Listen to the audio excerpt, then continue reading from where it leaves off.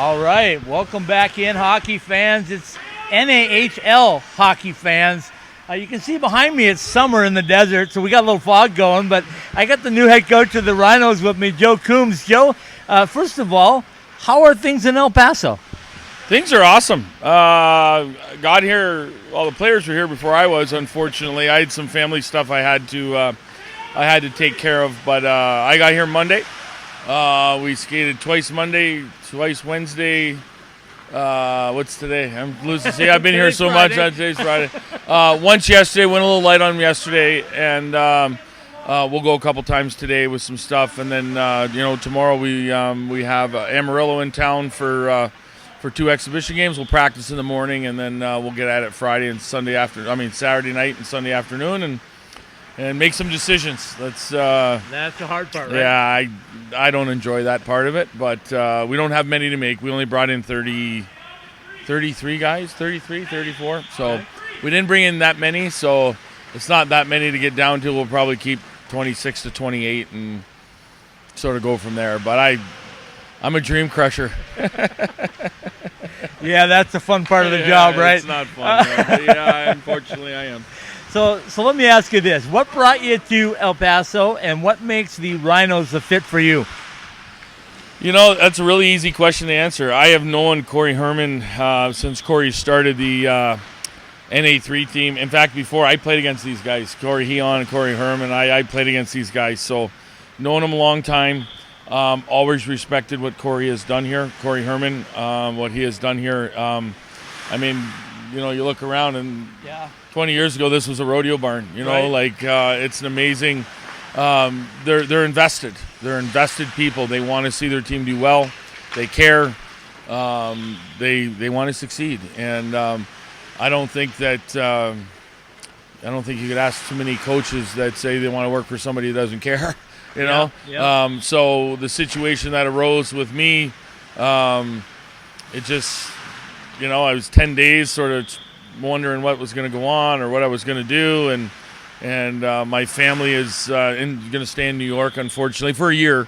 I got a freshman in college, I got a senior in high school, and I have a sophomore in high school, but the sophomore in high school is away playing hockey for the year. So okay. I got one left to get through high school, and then after that it's, I think the girls maybe are considering coming down to go to college here. Yep. So it was really simple. They're hockey guys. Yep. They want to win, and they want to do it the same way I want to do it, and that's through accountability and having fun. And I couldn't ask for a better opportunity. I'm very thankful. You haven't been here long enough to really know the fan base yet, but from what I've seen, the fan base and Hockeyville is a good example of that. But the fan base here, I understand, is fantastic. Well, I witnessed it, believe it or not, our training camp game. I don't think it was quite sold out, but there's a lot of people here. And, you got the crazy guy over there that's going to drive all the other coaches crazy. These kids deserve the opportunity to play in front of people. Yeah. And there's some spots in our league that, unfortunately, they're great organizations and they do a great job, but there's nobody in their seats. And I'm coming from that, and I always thought for how good we were that, people deserved to come see them, Sure. And that's not a problem here. There's people in those seats every day. So that's certainly one of the excitements and a drawing card for, I know where we want this organization to go. I know it's going to take a little bit of time, but between the amount of people in the seats and our philosophies about how to do it and the direction to take it, a couple years here, I really like the direction this is all going. Okay, so let me ask you this. A lot of people talk about the South and the West and the Southwest as being non-traditional hockey climates, but ice is ice, right? You've seen it in New York. You see it out here now. You get a little fog and the humidity and stuff like that. I saw it at Arizona State, too, when I was there. But hockey's hockey, right? It doesn't really matter. No. Quality players can come and play on the same ice sheet, 200 by 85, and let them go, right? Well, I had an assistant coach, Luke Crawford, many, many years ago. He's one of the best coaches I ever got to play for, and That's what his saying was every time. The ice is the same for both teams. Yeah. If you're on a 165 by 65 sheet or you're on a 200 by 100 sheet, same size. Yep. Well, the ice is bad. Well, so what? Same for them. Yep. Right? So there's no excuses, and it's a worldly game, and it's becoming more worldly by the day, certainly by the year. But no, you can play hockey anywhere as long as there's, we were sitting up here this morning watching the scrimmage, and I was asking the goalie coach, can the goalie see the puck? And he says, I've asked him that all week, and he said they have no problems. So, maybe a couple times along the glass or something, it gets a little difficult, but other than that, we can play it anywhere. Let's get her done. I got news for you. Goalies have a problem seeing it in really good rinks too, depending on the seats were you and a all goalie? that. No, but I've talked to many of them, so Okay. I can vouch for I that. thought you had first-hand knowledge. No, but anyway, I'm going to tell you a quick story. I took a trip during COVID, a 30-day trip. I left Arizona. I went to see USHL All-Star game. I went to see an ECHL game. I went to see the under-18s in Frisco, Texas. I went to see AHL hockey. I went to see the NCAA Frozen Four, all in a 30-day span. And the reason I did it was for my company. I wanted to find out just how close 16 to 26-year-olds were in competition. How close were they? I thought it was amazingly close. And I'm sure at this group you're going to tell me that you're seeing a lot of talent, and it really doesn't matter if they're 16 to 20. They're good. There's a kid down there in our locker room right now that, I'm sitting here looking into the camera a little bit and at you and at that garbage can, and I guarantee you that he can maybe get one of his legs in that garbage can. The size of these kids, this kid's a man, and he's 19. He is. They didn't build them like that when we were kids, Scott. Exactly. And I find myself saying that a lot lately. But no, it's interesting that you say that. I not that you're interviewing me, but did you see a major significance with what you witnessed? No, you don't. Were all very close. You don't. And the difference that you really get into with these kids is what they're doing when no one's watching, and that's are you putting in the extra time? Are you in great shape? Are you strong on the puck? Are you, those are the things that when you get to this level, that's what separates guys. Right. It's not that they can't play. Every kid on this ice can play hockey. Yep. And played at a pretty high level. It's those separators. Yep. And when you continue to go from here to the USHL to college, or here to college, and college to pro, the significance, it's minimal. Yep. And that's one of the things we talked about it this morning already. I said that this morning after the first period. We've asked you, can you make the play? Well, you're acting right now like you can't. So guess what? You need to make a different one because what you made was the wrong one. But when you get better, right, that's what happens is you're making more plays more consistently. You're doing the right things, and that's why they're here. They're here to get better and to keep growing.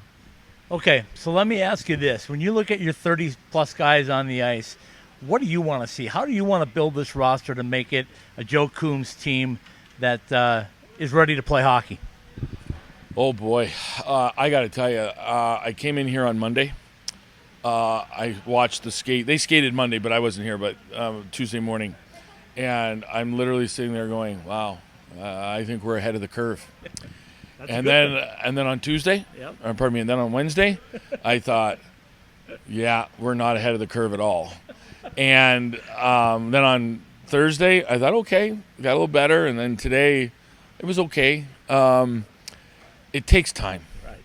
And that's what I've learned through the course of my 22 years is I know Coach Brown would tell you I have not a lick of patience at all, but I have way more than people think I do. Right. It takes time. And, we've done D-zone coverage. We've done back check. We've done forecheck. We haven't touched our special teams yet. We haven't touched neutral zone yet. And, I try to explain it to guys that, it's like a keyboard, right? You mix the keyboard, and that's the game of hockey. The game flows, right?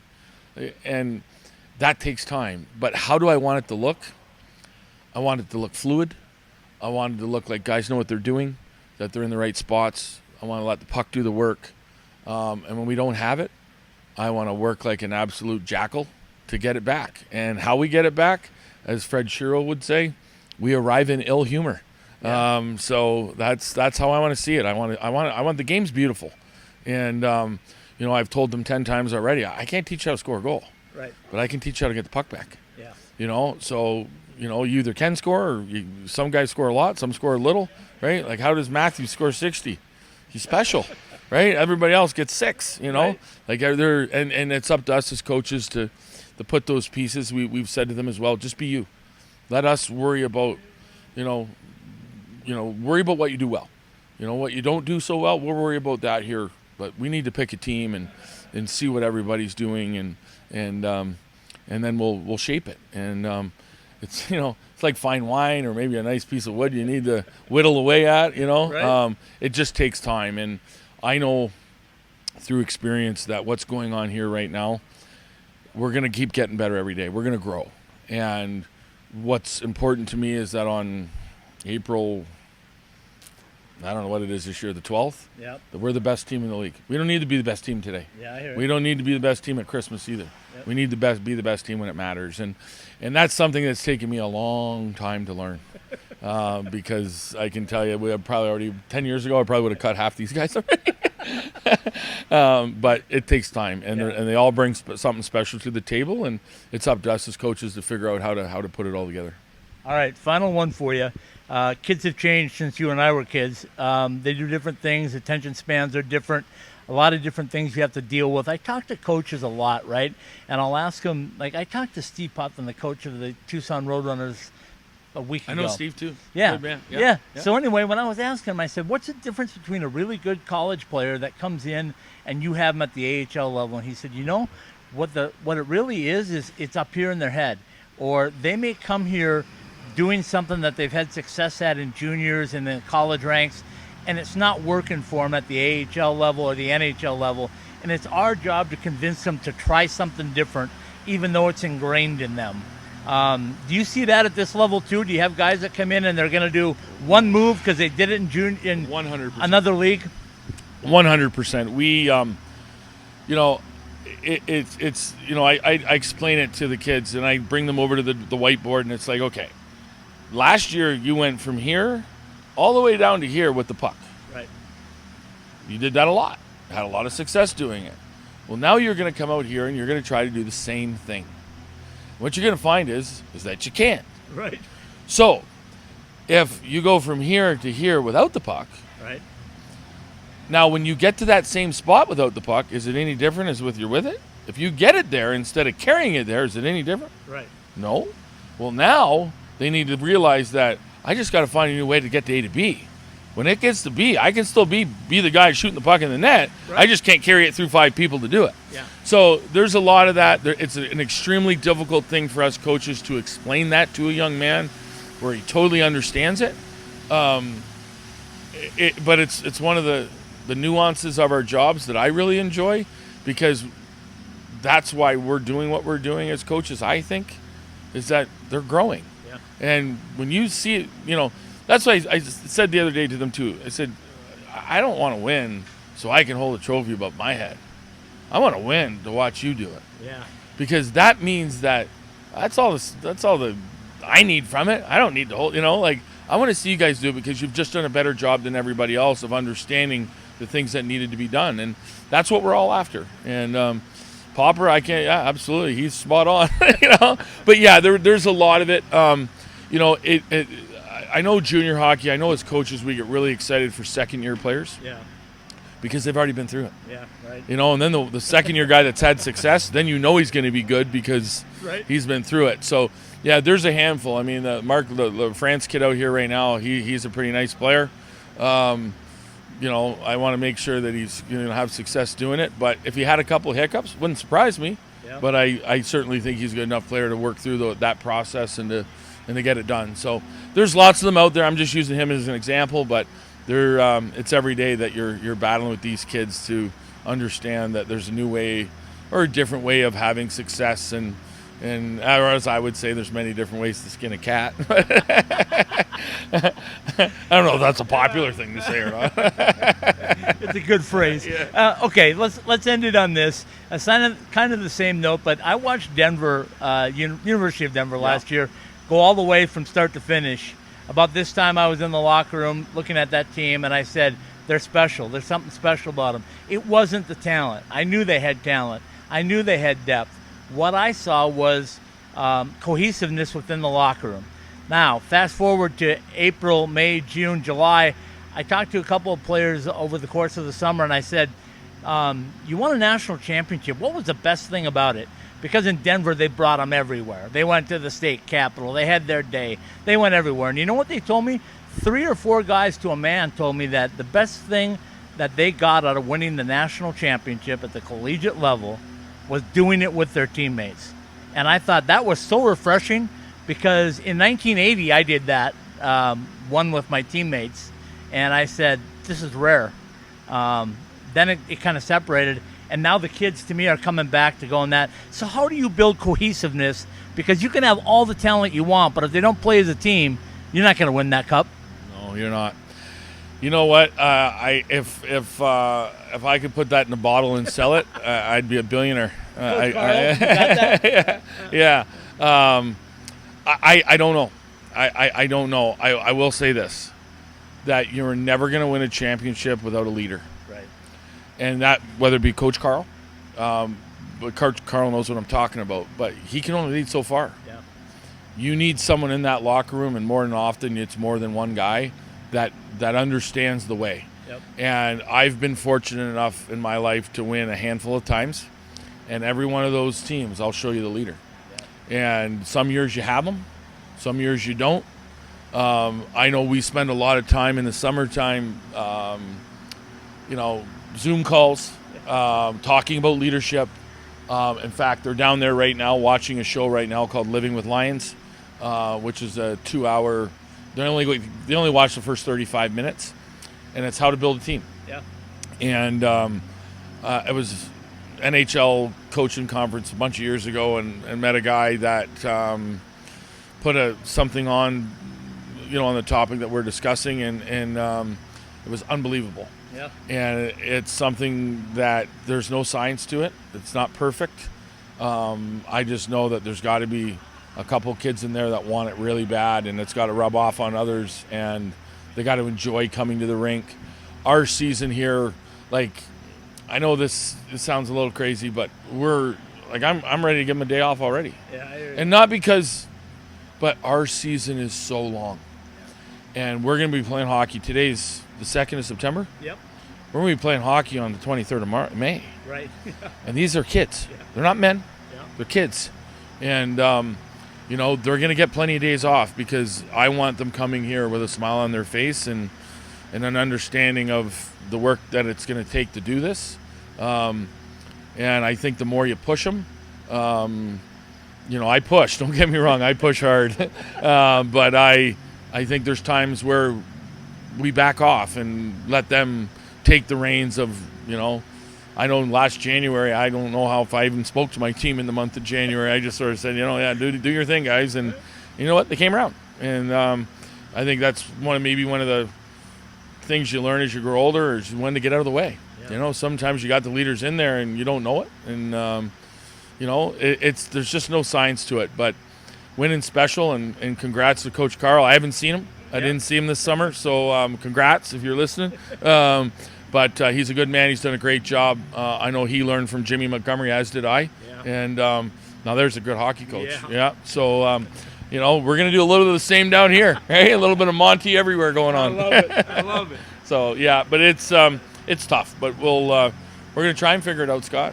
I know that. Joe, I appreciate your time. Absolutely. I'm going to watch you early. I'm going to watch you at Christmas time, and I'm going to watch you be the very best in April. That's right. Thank you very much. Thank you, sir. All right. Appreciate it. Thank you. Yeah.